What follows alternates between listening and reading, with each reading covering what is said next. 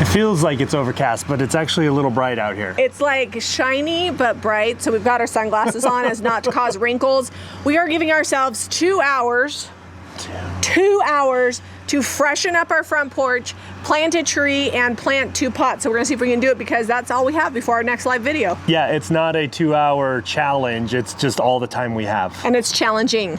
We kind of did the porch and fixed the front yard, planted a couple trees last year, and it was looking really good, but we had some wood shrink and the caulking needs to be repaired. The rock face that we put on the front of the porch is working out really well. It held up great, but just needs some maintenance. I've got some dead grass up front here. I don't know why it died. It gets the same amount of water as everywhere else, so I'm gonna try to bring that back. If not, we might have to pull some of this lavender and redo sod because it does not look good. I'm not gonna pull my lavender. You can go around it. You know what? Here's the situation. I'll transplant your lavender. We are going to put in the description what it looked like last spring, and then we'll show it to you what it looks like now.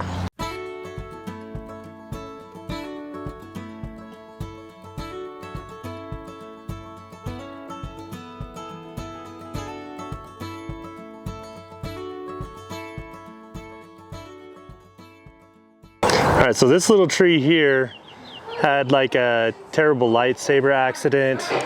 The bark was mostly removed by a young child using it for practice with a sword. This is the non-pretty side of the house that we haven't addressed yet.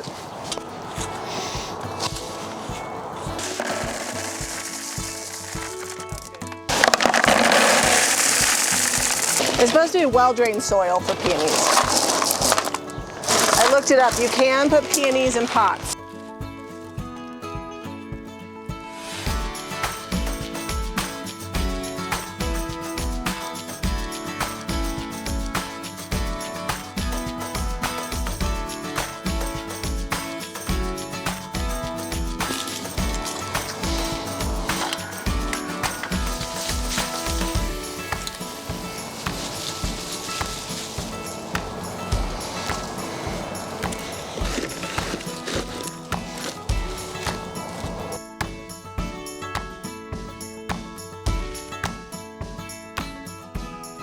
He should come hold this root ball here, like tilt it back while I peel this burlap off of there. This whole root ball is gonna just fall, all this mud's gonna fall apart.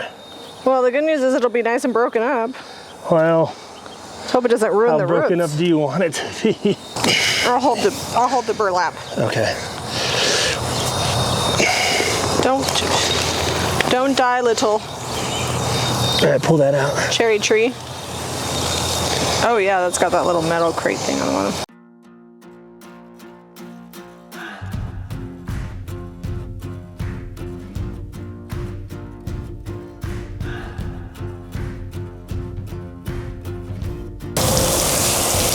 Make sure you get the windowsills good. They were really dusty. That's where it showed the most.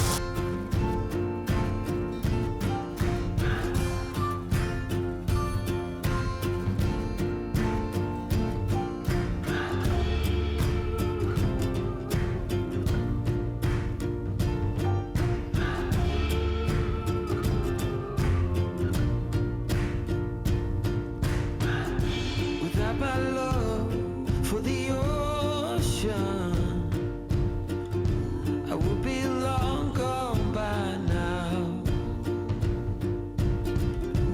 It's some kind of devotion that brings me down.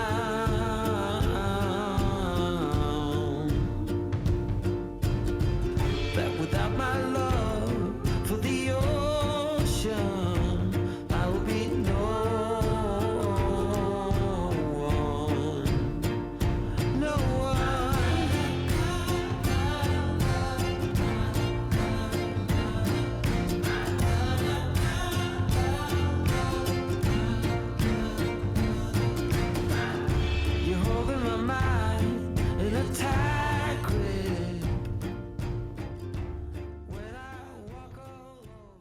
hours and the challenge is done. It's been windy and wait, we said it wasn't a challenge. But it was still challenging because it was really just dirty, and it's not gorgeous, and it won't be for another couple months when it starts to warm up.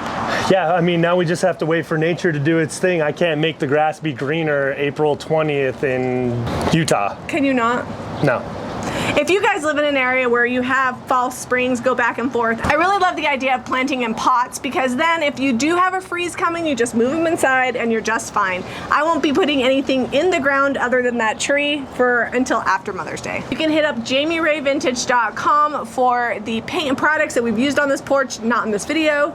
And if you So if you want the colors we used on our porch furniture, which was actually last year, we used Apothecary on the hutch and the swing. We have milk paint and flour sack on our pew, and then our ceiling is also painted in Apothecary. And subscribe to Jami Ray Vintage for more DIY.